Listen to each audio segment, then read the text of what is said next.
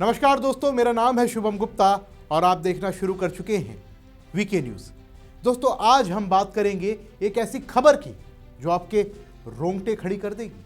अरे नहीं भाई, बल्कि हंसी से आपका पेट दुखा देगी, क्योंकि ये खबर महाराष्ट्र की राजनीति के उस तमाशे की है जहां ठाकरे बंधु उद्धव ठाकरे, राज ठाकरे अपनी ही नफरत की आग में जलकर राख हो गए।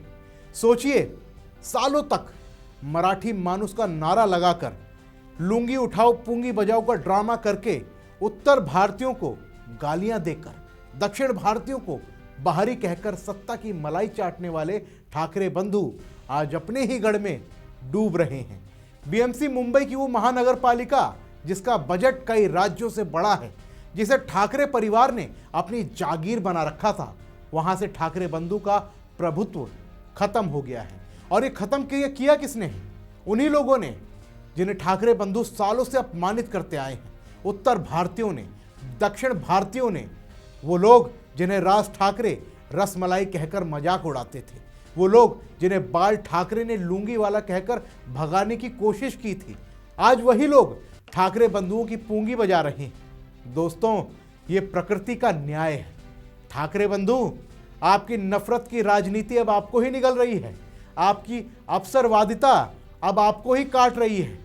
दोस्तों, एक्सिस माई इंडिया का सर्वे कह रहा है मराठी वोटरों ने ठाकरे बंधुओं को 49% वोट दिए, बीजेपी गठबंधन को 30% दिए, मुस्लिम वोटरों ने 28% दिए, लेकिन असली खेल तो उत्तर भारतीय और दक्षिण भारतीय वोटरों ने खेला।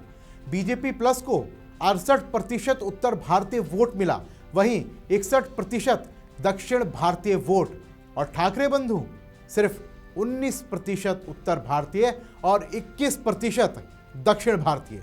अरे राज ठाकरे जी, आप तो उत्तर भारतीयों को बिहारी कहकर भगाते थे, उन्हें गालियां देते थे, और अब वही बिहारी बीजेपी को वोट दे रहे हैं। आपकी नफरत का फल आपको मिल रहा है। और दक्षिण भारतीय बाल ठाकरे ने तो 1966 में शिवसेना ही दक्षिण भारतीयों के खिलाफ बनाई थी। उठाओ लुंगी बजाओ पुंगी पुंगी का नारा दिया था, तमिलों को निशाना बनाया था, और आज तमिल वोटर धारावी में बीजेपी को वोट दे रहे हैं, क्योंकि बीजेपी ने अन्नामलाई को उतारा, जो चेन्नई से हैं, पूर्व आईपीएस हैं, लोकप्रिय नेता हैं, दक्षिण भारतीयों तक बात पहुंचाई।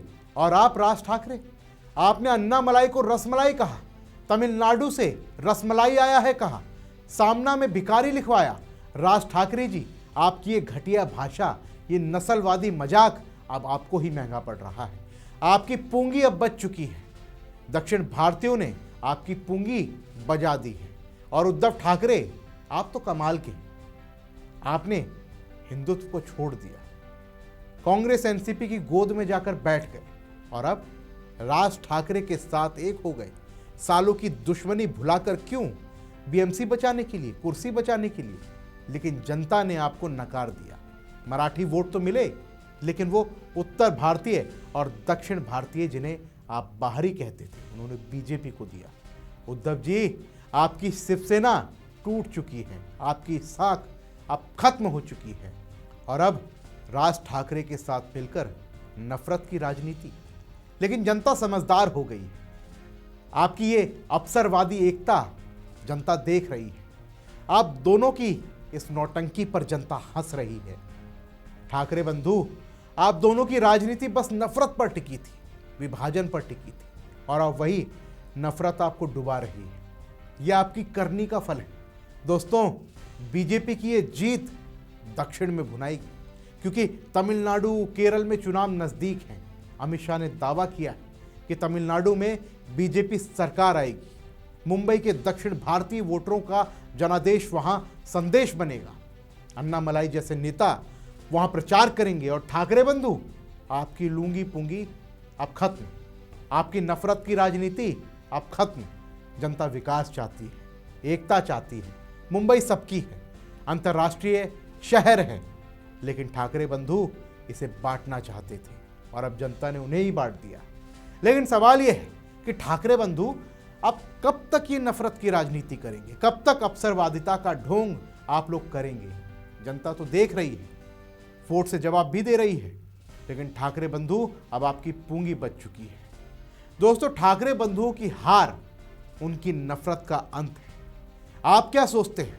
कमेंट में जरूर बताइए। वीडियो को लाइक कीजिए, शेयर कीजिए और चैनल को सब्सक्राइब कीजिए, क्योंकि सच्चाई को आवाज चाहिए। तो फिलहाल के लिए इस वीडियो में बस इतना ही। मिलते हैं अगली वीडियो में, तब तक के लिए जय हिंद। वीके न्यूज, राष्ट्र के नाम।